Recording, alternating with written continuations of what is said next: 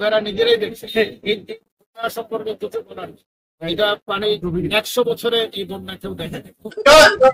কারো কাছে আমি তো বলেছি যে আমাদের এই যারা উপজাতির সরকার সে কথা বলছেন, প্রধান উপদেষ্টা বলেছেন, আমাদের পাঁচটা করছেন, কথা বলেছি জামাতে ইসলাম সহ ইসলামী আন্দোলন এবং আমাদের দেশের সমস্ত বাম নেতারা আস্তে নরেন না কারো থেকে ভারত কৃত্রিম সম্পদ সৃষ্টি করেছে বাংলাদেশের সেখানে।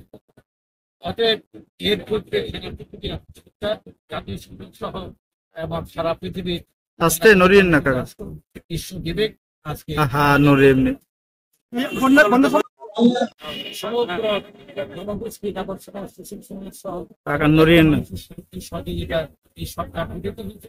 তবে সরকারের পাশে আমাদের পার্টির ভারপ্রাপ্ত চেয়ারম্যান মহাসচিব বলেছেন এই সরকার যতদিন এই সংস্কার প্রয়োজন ততদিনই সরকার ক্ষমতা থাকবে। আরেকটা প্রশ্ন হলো তত্ত্বাবধায়ক তত্ত্বাবধায়ক না এখানে যারা আছেন তারা অত্যন্ত যোগ্য। এইভাবে আপনি তাদের অনেক সংস্থা তারা সাহায্য যাচ্ছেন এবং পাঠাচ্ছেন।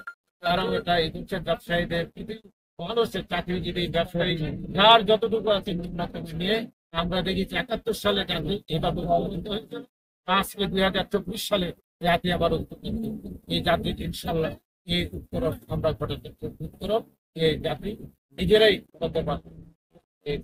আবার একটা প্রশ্ন হলো যে সবাইকে আহ্বান করছে দাঁড়ানোর জন্য। আমাদের দল সর্বত্র এবং চেয়ারম্যানের নেতৃত্বে আমাদের সর্বোচ্চ নেতারা রাজ্যে আছেন।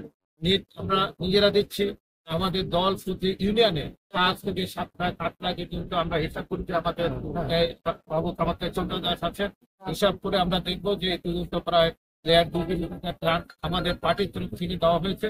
আর বাংলাদেশের আপনারা দেখবেন শত শত ট্রাক মানুষ যেখান থেকে পাচ্ছে মানুষ আসতেছে ফেনী, নোয়াখালী, লক্ষ্মীপুর আমাদের এদেরকে প্রাকৃতিক বন্যা না, এই বন্যা হলো ভারত মোদী বন্যা।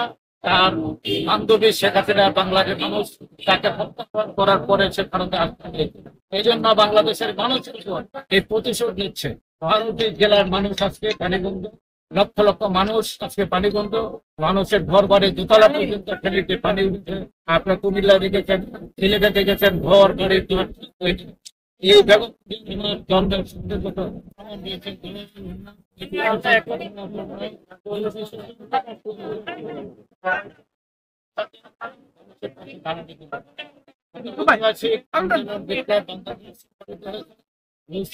বোমগুলো আনো নামান এই মাইক্রোফোন নামান আরো বাংলাদেশের সবাই জনগণ